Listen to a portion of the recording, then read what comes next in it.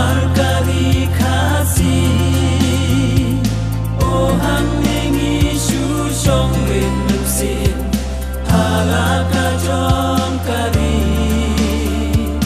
gacha bapai ma tan haki jing kula a place nei kari jong ni lai na ki jing ma ki jing du wai jong ni hang ni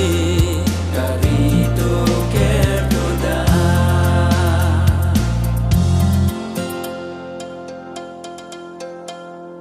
wat ai jing bi tar u blai kan wan lap ya pha ku ri khasi ri bla ker khu du blai de kari jong ni ti jing pang ba bon jat wat sha ba kan wan telep no ya pa ki kam ba jong me trai le kam pla khun sam la to pai ki khmat chu blai na markari khasi oh hang nengi shong rin sin halaka jong kari gacha bapai ma tan haki jing kula a place nei kari jong ni lai na ki jing ma ki jing du wai jong ni hang ni kari to ker to da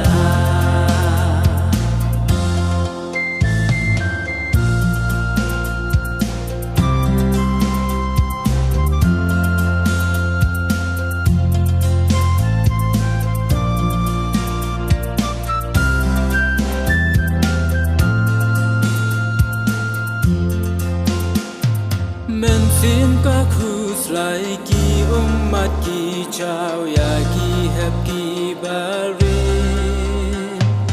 la wei chong ki hari chong ni em kim ti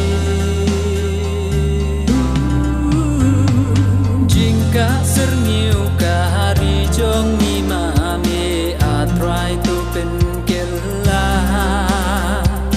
ban lai jing ba be pai chu blai men ta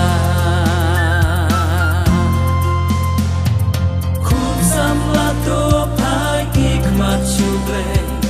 na markari khasi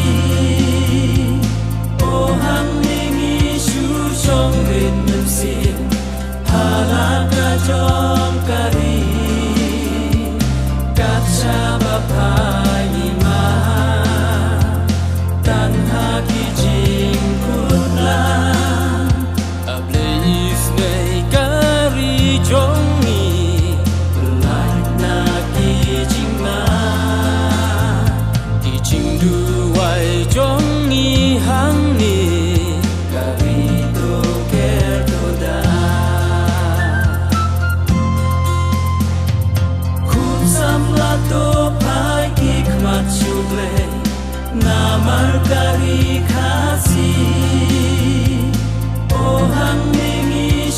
shong rin sin halaka jong kari gacha bapai ma tan haki jing kula a place nei kari jong